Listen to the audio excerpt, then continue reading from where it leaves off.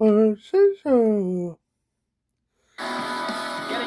here at Darlington Raceway like it's supposed to be. Craven has another shot, but only one. The white flag out. This time, Kurt Busch leads by inches back to turn one. The gloves are off. Craven is there in turn one. Half a car length back.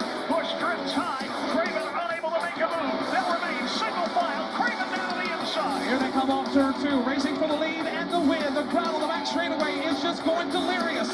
Busch, Craven, nose to tail. Here comes Craven up top. Busch goes up the block. Here comes Craven down to the bottom, trying to hang on. Both cars are loose and more. He got him this time.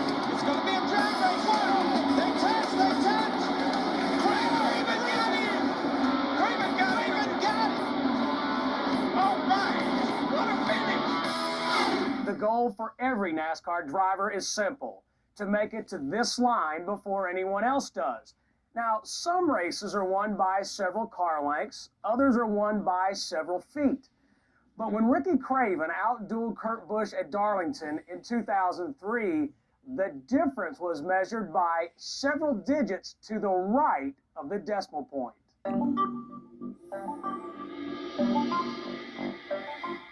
Catching them's one thing, passing them is another. Come on, baby, come on. Side by side, 2 laps to go. Somebody's got to give, getting into turn one. The pressure was on. Ricky Craven and Kurt Busch side by side. They bump. 2 laps ago, it was about one more opportunity. Busch crushes the wall. He bumped me hard enough to slide up into the fence. I hit the fence, he hit me. They bounce off each other. If we added one little extra element. Craven has the lead. Busch bumps it. One of those situations where maybe I can make my car as wide as I can for a couple laps and see what happens. Craven to the outside and Busch back underneath, regains the top spot. Now here comes Ricky Craven trying to regain that lost ground. Busch back to the lead on the back straightaway. Bumped him back to repay him for the bump he gave me, and now I was back in the lead. Ricky Craven in hot pursuit, pedal to the metal, and Dave Blaney joins this battle. Here's Busch, 2 car lengths out in front. Here comes Craven again, using the high lane on the moving form. Played to my strength, which at that time, the Tide car was so good off of turn 4. Getting physical here at Darlington Raceway like it's supposed to be. Craven has another shot, but only one. Both knew we were going to engage in a battle of who's going to be able to win this thing. Craven pours all the steam, pulls to the inside lane. They are dead even coming down to the line. This is going to be close. They lead on one another. Across the line, Ricky Craven gets the win, and they continue the crash headed up into turn one.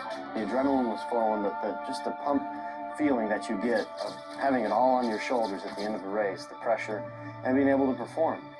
It was the equivalent of the last second shot in basketball. It was the equivalent of sticking the ball in the end zone.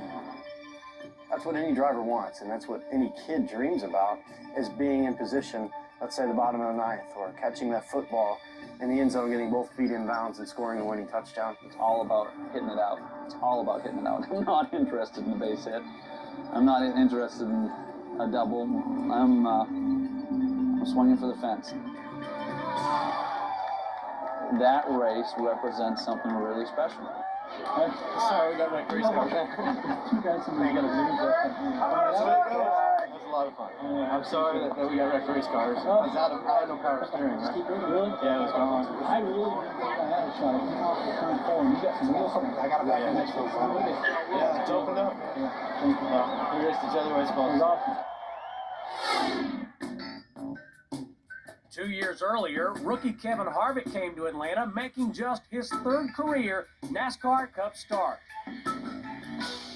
Jeff Gordon was making his 259th start. After 499 miles of racing, they found themselves in the same place at the same time.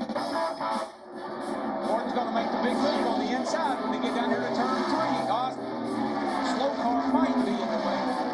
Here he comes. He's going to drive it to the bottom. Harvick's leaving a lot of bottom on. The slow car's going to be in the way. Just like a year ago, he's going to get him, though. Here they go. Gordon got loose. It's Harvick. Harvick by inches. Harvick by inches. What a race. What a finish. Harvick beat Gordon by 0.06 of a second.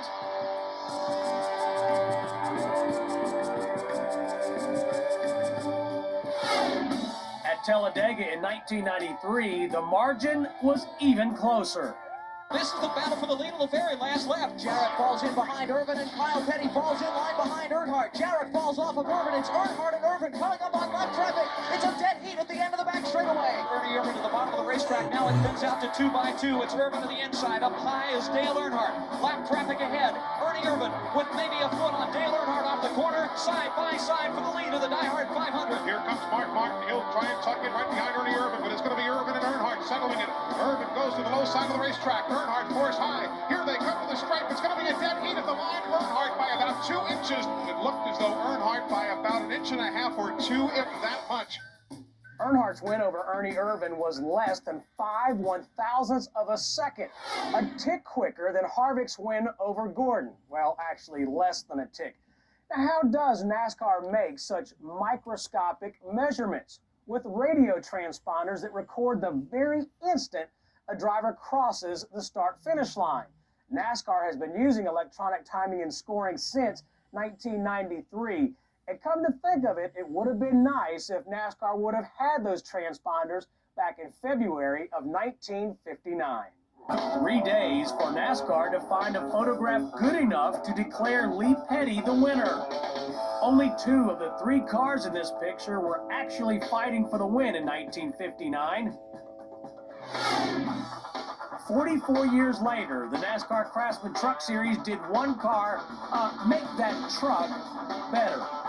Up on top, then he sets around the outside of Bobby Hamilton. Here they come out of Presley, dodging to the high side. Crawford goes down low. He tries to make a pass as they're coming to the line. It's Rick Crawford making the pass, and Crawford wins the Daytona 250.